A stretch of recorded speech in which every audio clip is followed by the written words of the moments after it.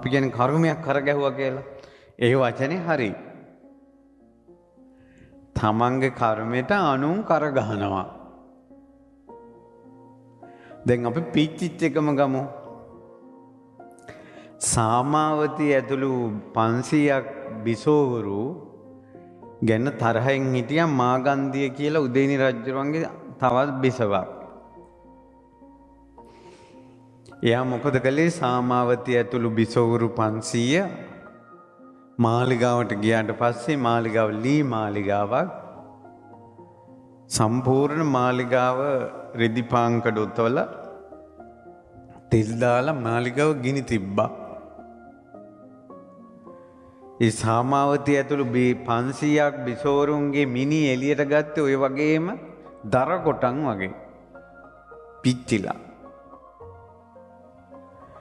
සාමාවතිය මැරුණේ අනාගාමී වෙලා. හිටියේ සෝවාන් වෙලා. අනාගාමී වෙච්ච ආර්ය ශ්‍රාවකයෙක්ගේ මිනි එළියට ගත්තේ ඔය වැඩිහිටි නිවාසෙන් ගත්තේ ඒ වගේ.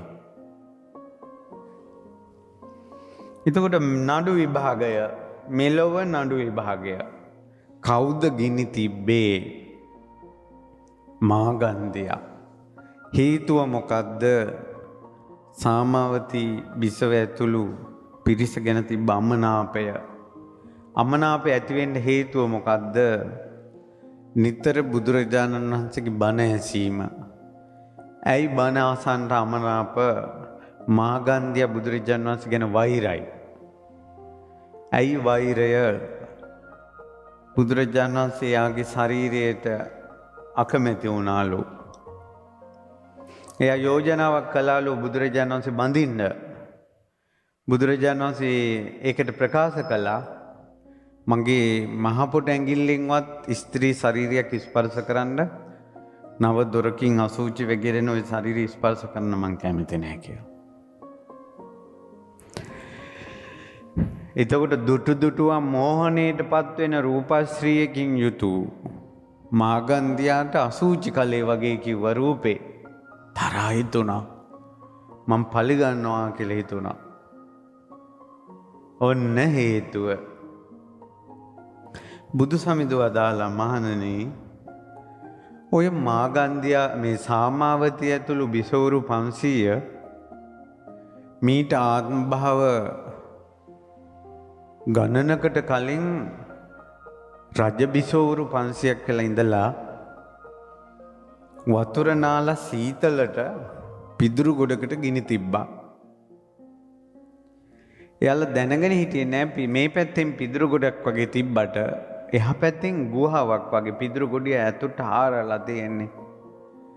ඒ පිදුරු ගොඩේ පසේ බුදු කෙනෙක් වැඩ හිටියා. එතකොට මෙයාලා ගිනි තියලා අර පිදුරු ටික පිච්චි පිච්චි පාත් වෙනකොට පසේ බුදුරජාණන් වහන්සේ අර ගිනි ගොඩ මැදින් මතුවෙනවා. උන්වහන්සේ නිරෝධ සමාපත්තියෙන් වැඩ හිටියේ. අර බිසෝරු කල්පනා කළා අපේ මාලිගාවට නිතර දනට වඩින රජ්ජුරුවෝ පණ වගේ ආදරය කරන උතුම් ශ්‍රමණයන් වහන්සේ තමයි ගිනි ගන්නේ. අහුනොත් අපි 500ට ස්පාසුවක් නැහැ කියලා. ඇටකටුවක්වත් පේන්න නැති වෙන්න ගිනි තියමු කියලා දර දැම්මා. පිච්චෙන එක දිගටම පිච්චෙන්න දර දැම්මා. ඊට පස්සේ පැන්නා. ඒ පසේ බුදුරජාණන් වහන්සේ හිටියේ සමාපත්තිසෝයින් නිරෝධ සමාපත්තියෙන්. රෝම කූපයක්වත් පිච්චෙන්නේ නැහැ ඒ සමාධියට.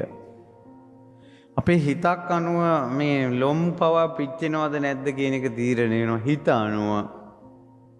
ඒ හිතක් වඩලා තියෙන්නේ ඒ මුනිදුන්. මහණෙනි කලින් ගිනි තිබ්බේ නොදැනගෙන කර්මයක් සකස් වෙන්නේ නැහැ. දර දැම්මේ දැනගෙන උපනෝපන් ජීවිතේ පිච්චිලා මැරෙනවා. සාමාවතීට පිච්චිලා මැරෙන්න තියෙන කර්ම විපාකෙට කරගහපන් කවුද? මාගන්ධයා. අනුන් තමන්ගේ කර්ම අනුන් කරගහනවා කියන්නේ ඕකට. අර අයට හිතෙනවා ඒකට කරගහන්න ඕන කියලා. යම් හේයකින් මාගන්ධිය සමාදන් වෙලා හිටියානම් පාණාතිපාතා වේරමණී සික්ඛාපදං සමාදියාමි කියලා. සාමාවතිගේ කර්මයට මාගන්ධිය කරගහනවද? නැහැ. මේ පන්සිල් පද පහ කියන්නේ පුදුම එකක් දුවේ පුතේ. අනුන්ගේ කර්ම වලට කරගහන්නේ නැහැ එතකොට. මාගන්ධිය සමාදන් වෙලා හිටපු නැති නිසා ප්‍රාණඝාතයෙන් වැළකීම ගිනි තියලා මරණ දැනට අනුන්ගේ කර්මය කරගැව්වා. ඔයා සත්තු මෙරීමෙන් වැළකී නොසිටින තාක්කල් මාළුවෙකුට මැරෙන්න තියෙන කර්මයටත් ඔයා කරගහනවා. මුවෙක් මැරෙන්න තියෙන කර්මයට ඔයා කරගහනවා. මඳුරුවෙක් චප්ප වෙලා මැරෙන්න තියෙන කර්මයටත් ඔයා කරගහනවා. අනුන්ගේ කර්මයට කරගහනවා.